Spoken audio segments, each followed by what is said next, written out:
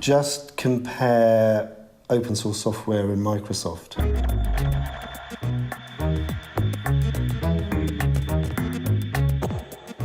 Microsoft spends billions to develop products which are less sophisticated than Linux. Linux is this large open source software writing community. Linux doesn't have a head office. It doesn't have any corporate jets. It doesn't have any away days. It doesn't have any human resources department. It has none of the stuff that large organizations have, and yet it manages to produce something which is reliable and is used by governments all over the world.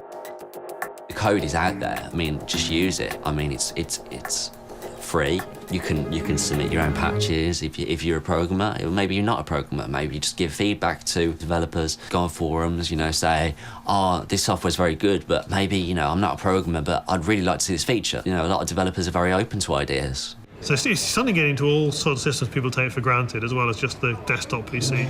Banks are all heavy users of Linux. A lot of it on services used across the internet, people like Google, Amazon, at home in things like televisions these days, mobile phones. We've had people do things like wire the speedometer data into their music system. So as they pass a certain speed, it starts playing Ride of the Valkyries to remind them to slow down. Because you can actually tinker with all this stuff, it gives you an enormous power to customize it to your own taste. What someone else put in might benefit thousands and thousands of other people. And by having that collaboration and having, people get their say and other people contribute to the code, you can get more valuable software. You're not just getting what one person wants with the software.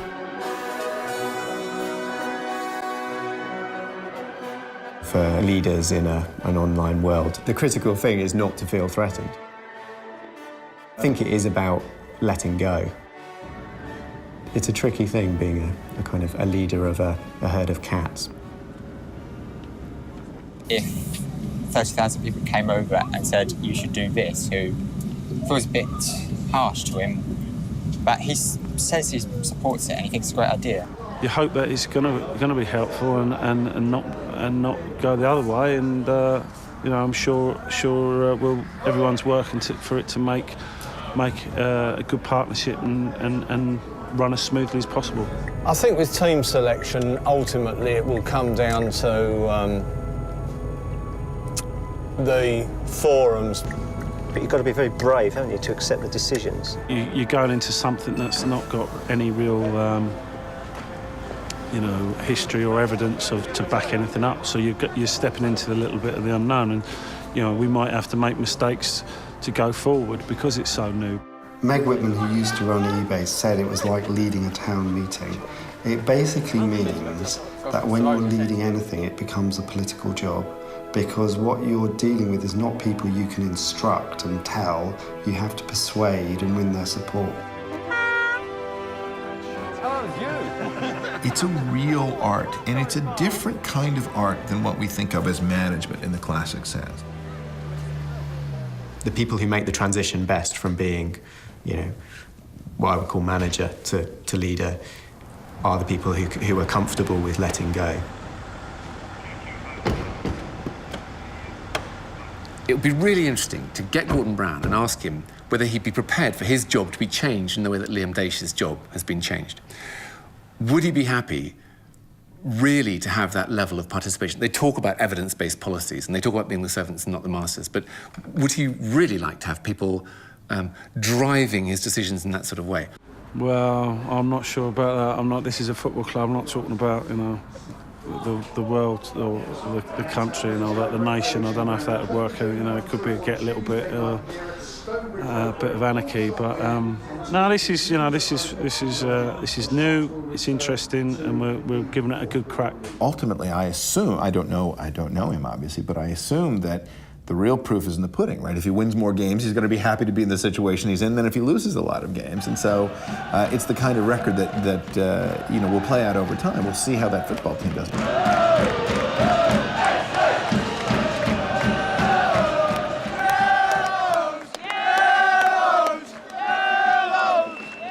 So did you pick the team this morning?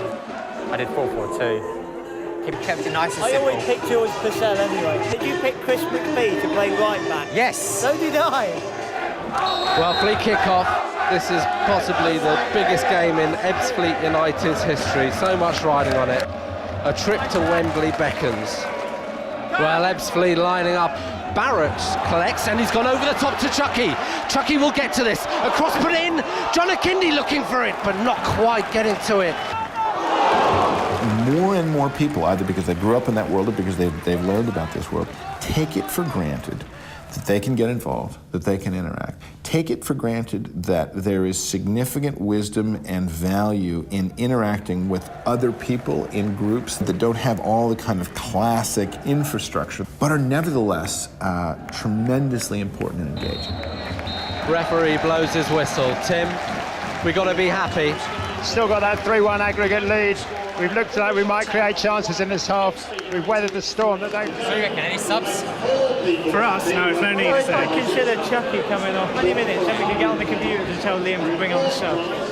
Well, these players, these Ebbsfleet players, are 45 minutes from their destiny. Chris McPhee clears. If Ebbsfleet turn into a real success, then that's evidence that a participative decision-making process can lead to good results. That's a real vital point of the game so far. Half an hour to glory for Ebbsfleet United. Aldershot really looking dangerous again. A little dink through, he is through, and it's a goal to Aldershot Town. The linesman didn't give offside.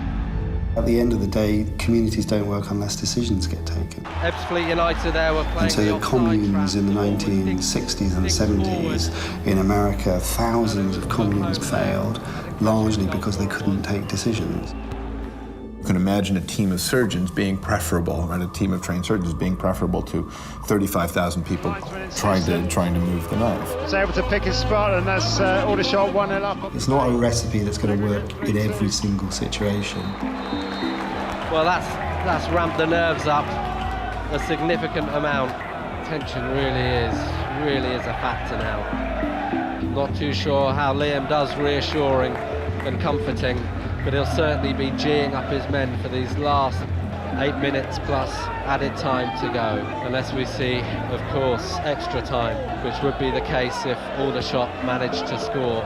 Paul McCarthy has this covered though, plays the ball back to Lars Cronin, who was forced to clear. Nail-biting moments these for Ebbsfleet. I think the problem is the team, and we're all so close to Wembley, but to have it snatched away now would just be horrible. Keep the ball, Fleet! Keep the ball! He was there with the ball a minute ago! Come on, get on with it! And then George Purcell's on top of it. He's in the corner. He plays it inside. Can it finish in style? He's Stacey Long. And it's in the net. I don't know who scored, but I don't care. It's in the net, and the Fleet are going to Wembley. 1-1, and the Fleet on aggregate lead 4-1. The Fleet are going to Wembley. It's the massive advantage of just opening yourself up. What a roll! What? We are taking a team to Wembley. Well, it hasn't sunk in yet. So I said back in August, you're going to be picking a team that plays out Wembley. I've not believed it. So amazing. The desire to collaborate with other people and get that sense of what I'm doing is useful and meaningful has always been there, but basically the barriers to entry have gone down rapidly over the last 10 years. And so now you're starting to see it really become the mainstream. I picked most of that team, and we are going to Wembley. And you feel that's been achieved in part on your selection. The proponents of participative government could say, here is evidence that you know, the wisdom of the crowds is right, and that listening to everybody is a good idea, and that instead of doing phony consultations, you should probably do real consultations about issues that people really care about. The major change is that, you know, institutions are now threatened in terms of their power relations by groups of individuals who can actually organise to change things.